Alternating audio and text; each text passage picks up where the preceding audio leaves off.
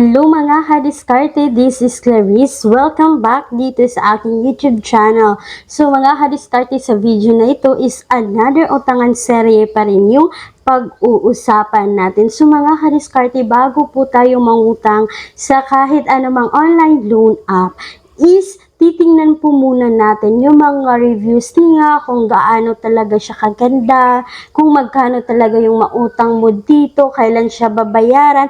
Kasi po, dapat maging aware tayo kung ano yung mga posibilidad na mangyari. For example, hindi natin alam kung nag-a-approve itong online loan app na ito or magkano yung ina-approve dito, kailan siya babayaran. Kasi may iba kasi sa mga borrower na basta kailangan na talaga ng pera is go na lang ng go. Hindi natin iniisip na kaya ba natin itong bayaran. So mga kadiskarte, pag-uusapan natin sa video na ito, itong bagong online loan app na nakita ko sa Google Play Store. So ibabahagi ko sa inyo mga kadiskarte kung ito ba ay naka-SEC registered, magkano yung amount na ma-receive niyo dito at kailan siya babayaran. Kaya keep on watching.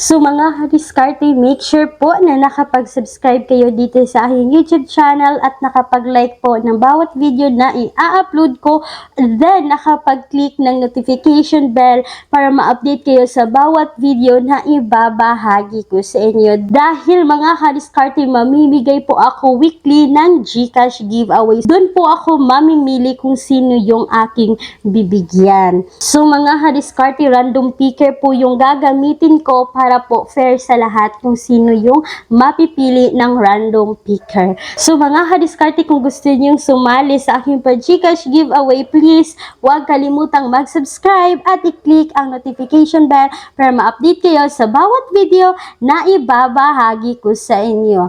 So mga kadiskarte, bago tayo magsimula, disclaimer po muna tayo, ang video na ito ay hindi financial advice. Nasa sa inyong mga kamay ang desisyon sa pag-utang. Hindi ko sinasabi na mangungutang din talaga kayo sa mga online loan app na nire-review ko sa inyong mga kadiskarte. Minsan nga ako, kapag nakikita ko na medyo malaki talaga yung interest nila, is hindi ko talaga itutuloy yung pag-utang dito mga kadiskarte, kasi iniisip ko talaga kung tama ba, kung kaya ko ba itong bayaran.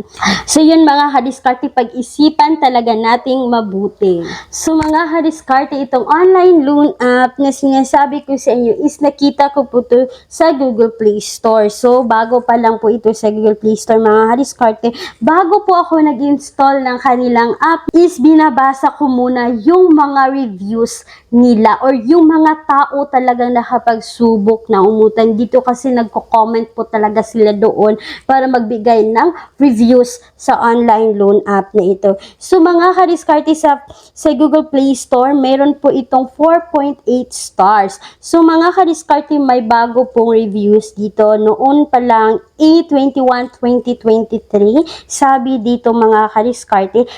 So mga kadiskarte, ito po yung sabi ng isang commenter: trying to fill in application but the permanent address dropped down, isn't showing or letting me type anything, so I can't proceed like this. So mga kadiskarte, minsan po ito daw online loan app nito is nag-error. Then sabi naman dito ng isa pang commenter mga kadiskarte, sabi ni Marilu Aldana noong 9/14/23, sabi niya, smooth interface. This app is easy to navigate and loans are approved almost instantly. So yun mga kadiskarte, sabi niya na-approve yung loan niya dito. Sabi pa ng isang commenter dito mga kadiskarte, wow, this platform is easy, hassle-free, a big help for emergency loan. Thanks Professor, I recommend this app.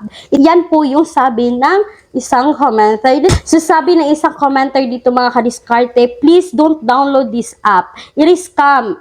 the interest is so very high. It's about 45% interest. And wag po kayong maniwala na 1 month ito dahil a week lamang. Do not download this app. So yun mga kadiskarte, nagbigay siya ng kanyang personal experience na akala niya mga kadiskarte is up to 30 days pero 7 days lang daw itong online loan app na ito at aabot na agad ng 45%. So mga kadiskarte, nasa sa inyo yan kung isusubukan o tutuloy pa natin itong pag-apply dito. Pero ipapakita ko rin sa inyo mga kadiskarte kasi nga iba-iba yung mga reviews ng bawat tao. So mga kadiskarte, nag-install po ako ng app na ito at ang app na ito mga kadiskarte or ang online loan app na sinasabi ko dito is itong si Propeso Get Money Instantly. Ang Propeso Get Money Instantly is under po ng Earnest Small Employees Lending Incorporation. So meron po itong 4.8 star and 8,000 reviews na po siya mga kadiskarte.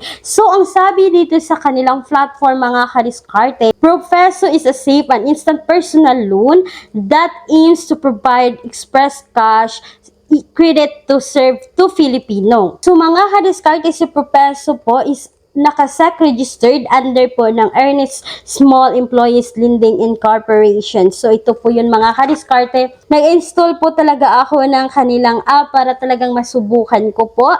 Then ang sabi dito mga kadiskarte, pagkatapos po mag-install is kailangan po nilang i-access po ang inyong mobile phone, SMS, installed app, location, at yung camera ninyo. So mga kadiskarte, kailangan po natin yung i-agree kapag hindi po tayo makapag-proceed dito. Then mga kadiskarte, ito yung bubungad. Maximum loan amount is up to 20,000 pesos. So, nag-click po ako dito ng apply now. And then, mga kadiskarte, ito agad yung bubungad. Kailangan po nyong i-fill out lahat ito. So, yan po. So, unang-una dito, mga kadiskarte, itong questionnaire nila. So, kailangan nyong isagutin lahat yung tanong nila yan bago po kayo makaproceed sa inyong personal information. So, as usual, mga kadiskarte, sa personal information is yung pangalan natin, yung birthday, kasama na dito yung marital status natin, tapos yung gender natin. So, kailangan i-fill out lahat dyan. Tapos, mga kadiskarte, dito na tayo sa kanilang ID information. So, dito sa personal information, mga kadiskarte, is mag-select na po kayo agad ng valid ID. So, yung mga valid ID na pwede dito kay Propeso, mga kadiskarte, ay ang UMID, SSS, TIN, passport, voter's ID, national ID, postal ID, driver's license, at yung health card o PhilHealth ID. So, yun mga valid ID na pwede niyong pagpipilian. At pagkatapos mo mamili dyan ng valid ID, mga kadiskarte, is dito na tayo sa kanilang job information. So, kailangan nyo pong ilagay kung ano yung trabaho ninyo, kung ano yung source of income ninyo, kung magkano yung sinasahod ninyo dito. So, i-fill out nyo lang lahat yan. At pagkatapos, mga kadiskarte, is dito na tayo sa kanilang emergency contact. So, mga kadiskarte, sa Propeso po is nanghihingi ng 3 contact person. So mga kadiskarte, mag-ingat po tayo sa panglalagay natin kasi alam naman natin kapag hindi tayo nakabayan is tatawagan sila ng online loan app. So yun mga kadiskarte, pagkatapos dyan is dito na tayo. Kailangan po nating mag-upload dito ng valid ID. So photo ng valid ID at yung selfie po natin. At pagkatapos dyan mga kadiskarte is ito agad yung bubungad. Yung withdrawal channel or payment option natin. So, meron silang e-wallet at bank. So, mga kadiskarte, alam po natin nga, karamihan sa atin is e-wallet yung ginagamit. So, mga kadiskarte, GCash yung ginamit ko. Kailangan yung maglagay dyan ng GCash account number ninyo. At pagkatapos mong maglagay dyan, mga kadiskarte, ito na yung bubungad. So, na kumpleto mo na lahat, so click mo rin yung apply para ma-proceed na yung loan mo. Then pagkatapos yun mga kadiskarte, dito po kay Propeso, kapag ikaw ay first time borrower dito mga kadiskarte, is ma-ooperan po kayo up to 2,000 pesos. So mga kadiskarte, makikita mo dito yung loan date mo, tapos yung disbursal amount. So mga kadiskarte, sa 2,000, ang marireceive mo dito is 1,260, tapos babayaran mo sa halagang 2,000. So mga kadiskarte, aabot po ng 740 yung processing fee nila dito, kasama na yung interest sa loob po ng 7 days. So mga kadiskarte, kadiskarte, bago naman ninyo ma-proceed yan, is makikita nyo talaga kung magkano yung total amount na ma-receive mo dito kay Propeso. So yun mga kadiskarte, honest review ko lang ito sa inyo. Hindi ko po tinuloy yung pag-utang ko dito mga kadiskarte. Makikita nyo naman sa reviews nila bago po tayo nag-apply is meron talagang na-approve dito kay Propeso. Yun nga lang is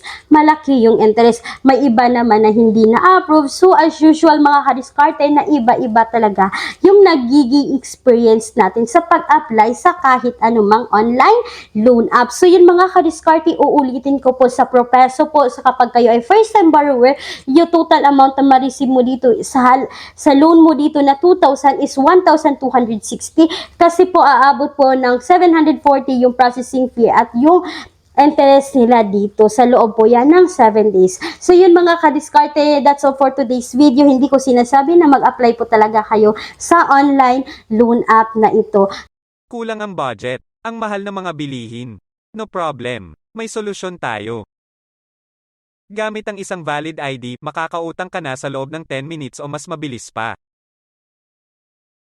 Mag-apply ng loan kahit anong oras, kahit gabi o kahit weekends or holiday. Maaaring e-check ang pinned comment sa video na ito, bisitahin ang link at mag-apply na.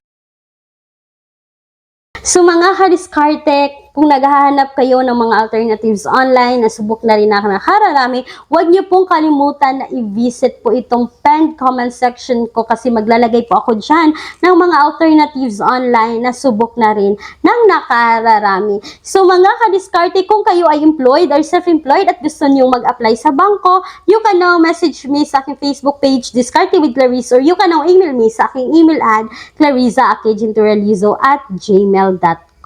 So mga kadiskarte, pwede po ako ang mapaprocess ng application ninyo. 3 to 10 banking days yung aantayin natin para malaman natin kung kayo ay approve or decline dito. Please take note that all applications submitted is subject for bank approval. So yun lamang po mga kadiskarte sa video na ito. Once again, this is Clarice, ang inyong madaldal na kadiskarte. Laging tandaan na tayong mga Pinoy ay unleashed sa diskarte. Bye-bye!